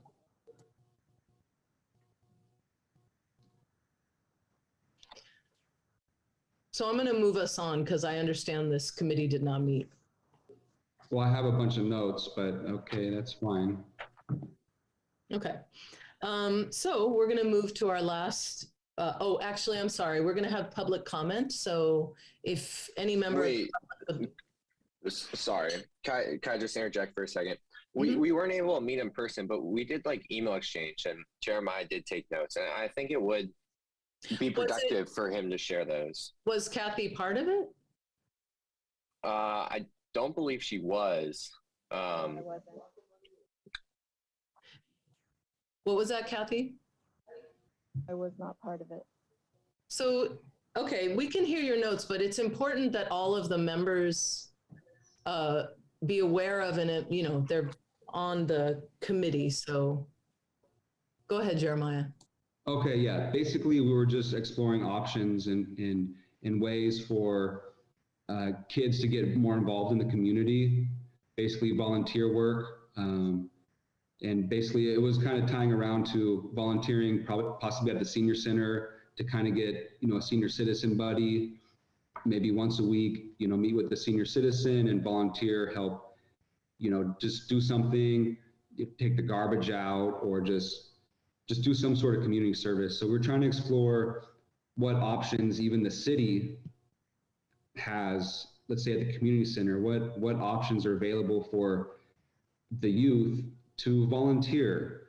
You know, are there nonprofits? Are there working groups involved in the city? You know, there's a lot of different things. There's diverse housing working group. There's like, you know, Albany Uprising. There's all these groups, and we were just trying to figure out ways how it could be more advertised to the youth and encourage youth to get involved and kind of give back to their community. And that's, you know, kind of leadership skills, developing leadership skills. So we're just trying to work on different volunteer opportunities within the city to start. Anne? If I may, it sounds like the notes that Commissioner Garrett Pinguello is talking about things that the youth task force may be able to explore.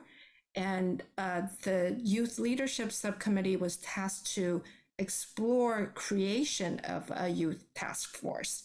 And I believe the last discussion was, yes, it is going to be created, but we needed a memo from the subcommittee so that it can be presented to council. So it's great that you guys have all these ideas, but I think those are ideas for when the youth task force is created. So perhaps when you guys are ready for the memo, when the memo for the youth task force is ready, you can send that in, and then me and the chair can add it to the agenda, and the SEJC can vote on the memo to whether forward the recommendation or have a discussion about it. Thank you.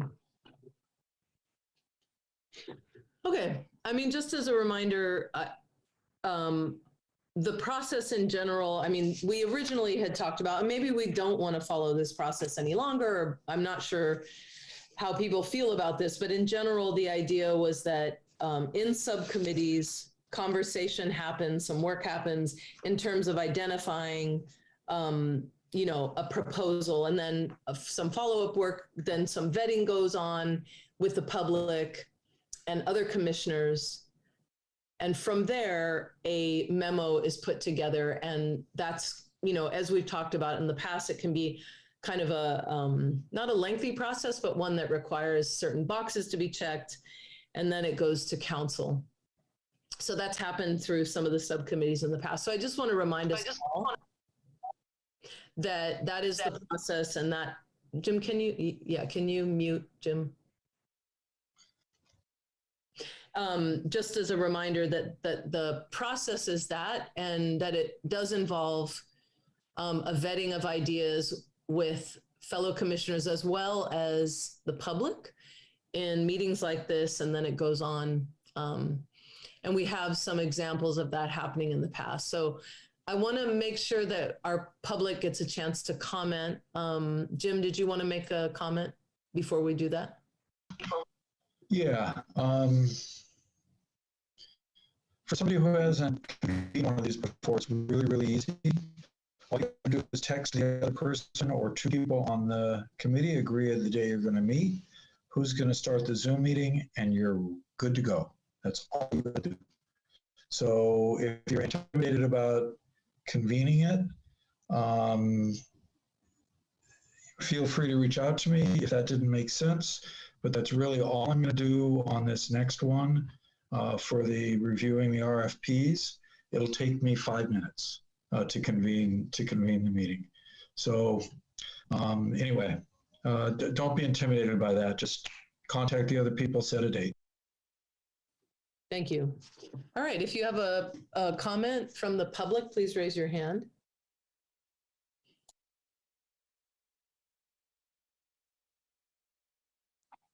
All right, future agenda items. If you have a future agenda item, please raise your hand.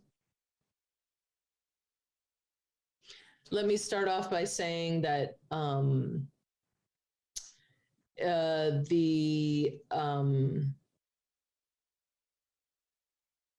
there was some comments early on about rent review. I think that was still that was a future agenda item, was this idea of the rent review, and perhaps holding space for that. I wondered if maybe the housing subcommittee could discuss that, how a housing forum could include conversation about a rent review. So maybe that Will and Jeremiah, you could perhaps weave that into some of the work you're doing around a housing forum. Yeah, that's it. That's a great idea. Jeremiah? Yes, future agenda items. So next month is July, right? we need that mental health report from Alameda County, because we do, and it was supposed to be scheduled for July. So we really need Alameda County mental health to show up next month. And also, let's see, Berkeley Food Network to do a presentation. I know we got that on the agenda last month, but we didn't have quorum. So we just need to get that on the agenda. And what else do we need to agendize so we could form a subcommittee or do something productive?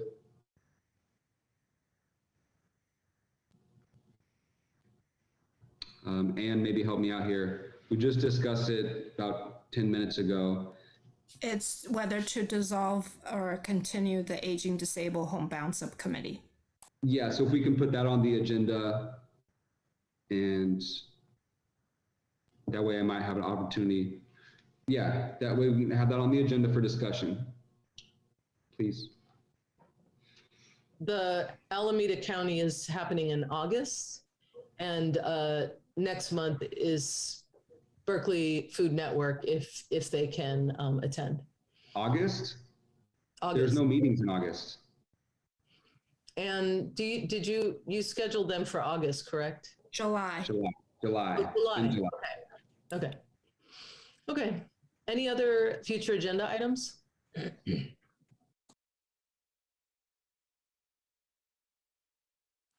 All right. The meeting. Yeah, one more future agenda item. I'd like to discuss Golden Gate Fields and all the horses dying, because there's been a lot of public